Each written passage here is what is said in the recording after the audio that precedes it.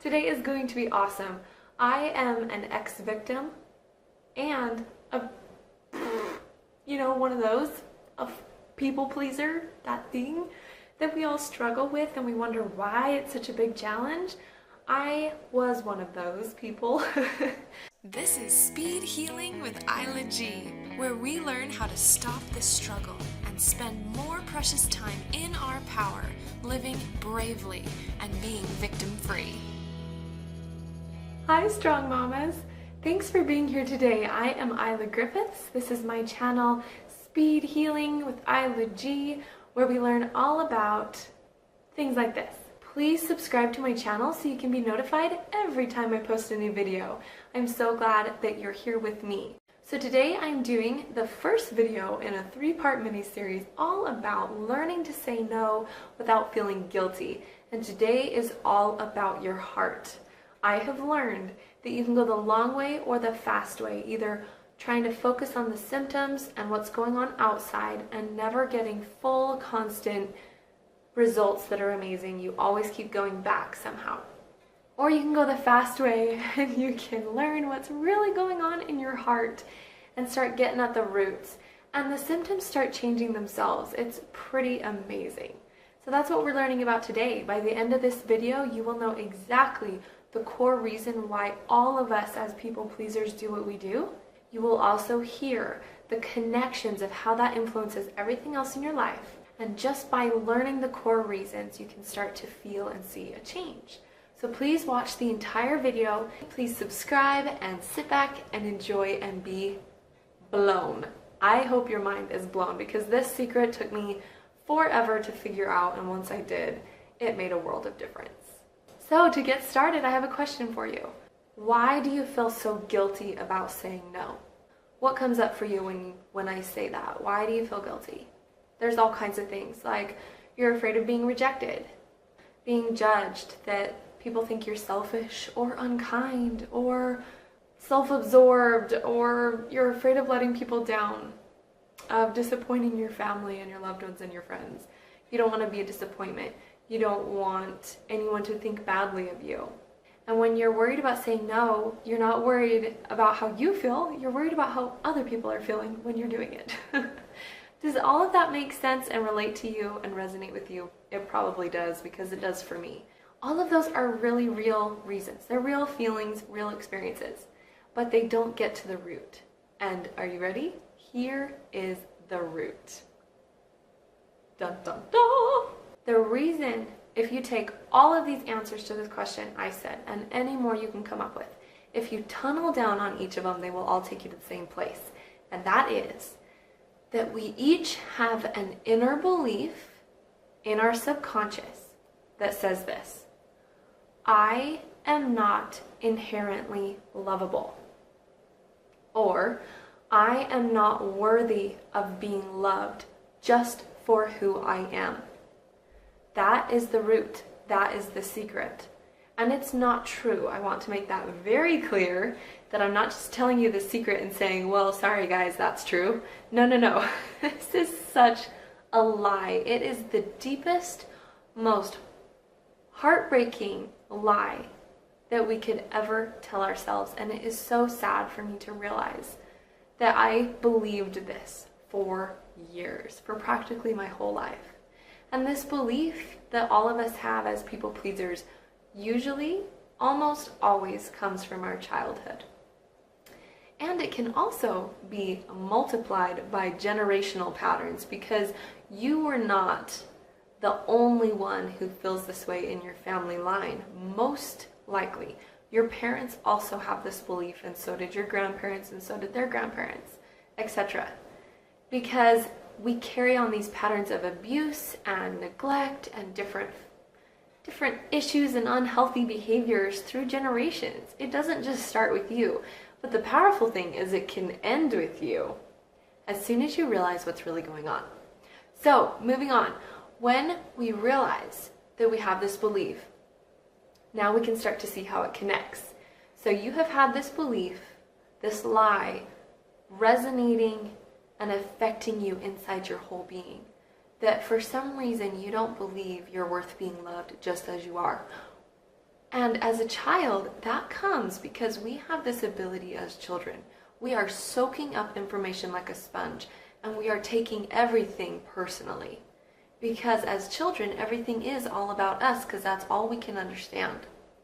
So we develop this belief so easily when even the smallest things go wrong in our home, when even the smallest mistakes are made by our parents, even when they're trying to do their best, or to the higher extreme when there are serious, hurtful, wounding events in our childhood that affect us deeply.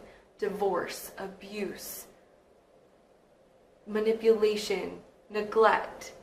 Those are forms of abuse. Like anything that hurts you as a child, you take it personally. And you don't just look at that through adult eyes and be like, that was really hard and that really hurt, but that wasn't about me. No, as children, you take it personally. Oh, that really hurt. Why did that happen? I guess because I'm not lovable. No one loves me. Something's wrong with me. That was my fault. I don't want that to happen again. So I guess I need to start trying really hard to make sure that never happens to me again. And then that starts the pattern and the cycle of self-preservation. As a child, you are just trying to survive. And you are trying to thrive in situations that aren't always very supportive to that. And people don't always understand your needs. And they don't always meet your needs. And that wasn't your fault. But you carry on this belief where you took it all personally and you never forget it. And this is always running in your subconscious. And so because it's such an innate, necessary need in our lives as humans to be loved, to be accepted, to have community and relationships, and to be safe, if we felt like we didn't get it as children, or we definitely didn't get it as children, then the rest of our lives we are spent searching for this meaning and searching for these feelings that we need to survive. And since we don't have it in ourselves and we don't feel like it's there in ourselves, we look for it outside of us. And we do that by trying to work for and earn love because we know we are not deserving of love. So the only way we can feel that love we need is maybe by paying for it, by earning it, by trading for it, by performing good enough for it. So that maybe we're not loved in and of ourselves, but maybe we can get some love and some kindness if we help other people feel loved. And on it goes. Do you see the pattern here? Do you start to see yourself in this scenario where you're realizing, oh yeah, that sort of makes sense. That kind of hits home to your heart. If you're feeling some pressure in your heart and you're feeling this feeling in you that's like, that feels true, even though maybe you don't want to think that or you don't want to believe it. It's true. It really is. As a people pleaser, there are always deeper reasons behind your actions than just trying to be nice. And now that might bring up a question for you. You're starting to see how this deep belief that is false inside your subconscious is manifesting in all this effort you're putting in to try to get people to show you love because you don't feel like you're worth it deep down. So now that leads to all this kind of thing. Performing for love, performing for praise, trying to do a good job, trying to help, always being a people pleaser to make sure everyone is pleased with you, and that equates to love for you. So it's a very desperate process because if you're not performing well, if you get any bad feedback, it deeply hurts because it's not just about your performance on the surface. It goes straight to your heart and you take it again super personally because there's that little kid inside you who still never got the love they needed. And they're searching for it and they're working for it. So every little thing you do has this deeper undertone. And that can get really messed up in situations. And it can get really convoluted. This leads you to always looking outside of yourself for permission on what you can and can't do. When you can say yes, when you can say no. Because if someone else tells you it's okay, then you're safe. You know that you can do this and you'll still be loved. That's why it's so hard to say no to something when everything from all your patterns and all the pressure around you is begging you to say yes because you think that yes equates to I'll be loved. It's extremely risky, emotionally risky to say no when you have that wound. Because it's not just about, is this convenient or not? Does this really work or not? It's about your deepest core needs. And you need them. And so this is a big deal. Okay? So this leads to the questions that I'm going to ask you now. Some of you are probably wondering, wait a second, isn't it a good thing that I want to help people? Like, I know I say yes too much. I know I get really overwhelmed sometimes. But isn't it still a good thing that I'm trying to be nice and that I want to help people and I like making people happy? I really don't want people to think I'm rude. I really do want to be a good person. And yes, it really makes me feel good to make people happy. Oh my goodness, I get you. Yes, helping people is a super good thing. I'm not telling you to never help anyone again or to never go act on those urges to be kind. That's not what I'm saying. Most of us have this amazing gift already built in us, in our being and in our nature, to be loving and kind. And we have a special gift to be able to be observant and to know what people need and to anticipate. That's a great skill. It's a wonderful skill. But the reason why being a people pleaser with that deeper wound gets you in trouble is because it takes that natural gift that could be used for good and it turns many situations into a lie. And it actually does more harm than good. And it's sort of ruining and sabotaging your natural gift. And here's what I mean by that. There are so many times in my life when I was being motivated inside by my deep need to be loved and validated that I thought I was doing these kind things to really help my family and really help the people I loved.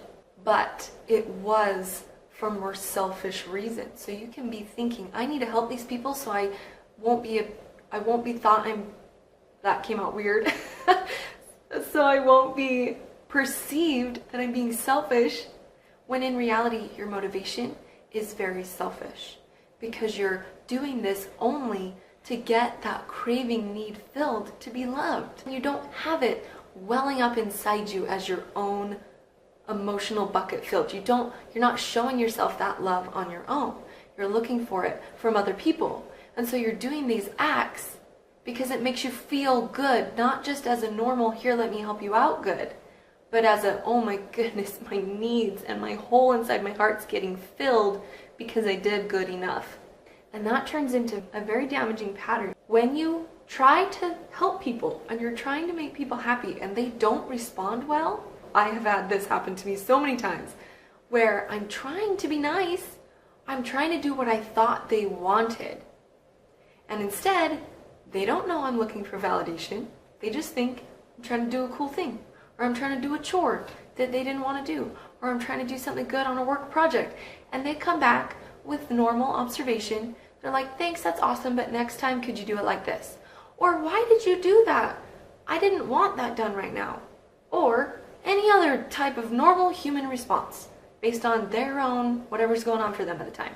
You're trying to put all your effort into something because you're trying to show them how much you love them so they'll love you, and they don't respond like you were hoping, and your world falls apart. It's not just like, oh, okay, sure, that makes sense, I'll do it like that next time. Or, sorry, I didn't know that would be inconvenient. No big deal. Oh, it's a big deal. It's on. And it hurts. And then your family's looking at you like, why are you flipping out right now? And you are acting like a little kid having a tantrum.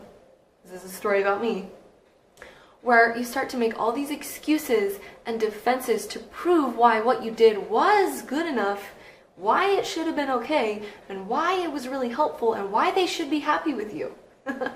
Because when they start to respond negatively or different than you were hoping, your child wounding starts replaying. See, I told you you're not lovable. I told you you're a failure. See, they don't like you. You're not safe. You better fight for this. You better fight, because this is a survival issue now, people. And everybody's looking at you like, what just happened? Why are you so offended? And you're flipping out. Because it's too scary for you to admit maybe you didn't do that quite right. Maybe you did that without thinking. Maybe you were trying to be nice, but it wasn't well placed. Whatever. It's too scary to admit that. You can't make it not a big deal. Because it's not just about that, it's about this deep survival need for you. And then it becomes a problem. There have been so many times where I was so blinded by this need, I was lying to myself, screaming mentally that I know I'm doing this because I love you and you should be happy. Like, why isn't this working? I'm just trying to do something nice. And really, it wasn't about that. It was about my heart. So anyway, super long stories, guys. I really hope that made sense to you. I just wanted to explain to you the deep inner reasons why we're really doing this as people pleasers and why it can take a good gift and a good talent and turn it into self-sabotage and into relationship sabotage. Okay? So, through my mini-series, I want you to watch my next 2 videos that I'm putting out soon, because I'm going to teach you, now that we know the heart of the matter, I'm going to teach you how to take this heart, start to help it heal, and to take responsibility for the fact that no matter how you were hurt, you are inherently lovable. This is something I want you to remember. If you don't remember anything else, remember this. Remember this, that you are worth being loved. Ever since you were born until now, there is nothing you can do to ruin that. The only thing you're doing is blocking yourself from realizing it. You are worth being loved, and you have the responsibility to show yourself that love. Okay? So in the next videos, I'm so excited to show you how to take this knowledge and this power you've gained and turn it into real healing tools that are super easy and fun, that have worked for me, and to start to heal this wounding and repair this damage so that you can keep your gift of helping and serving people with this amazing capacity you have to love and actually have it do good rather than sabotage. And then the last video will talk about real skills to help in that outside practice of when to say no, when to say yes, when to listen to your heart, how to know. That many other videos tell you, like, do this, do this, do this, don't do this. But those aren't fully successful until you know what's really going on inside your heart and work from there. So woohoo! Thank you guys so much for being here with me and listening to this awesome long video explaining your heart. Please share with me in the comments what ahas you had. What happened for you during this video? What did you discover? What rang true for your heart?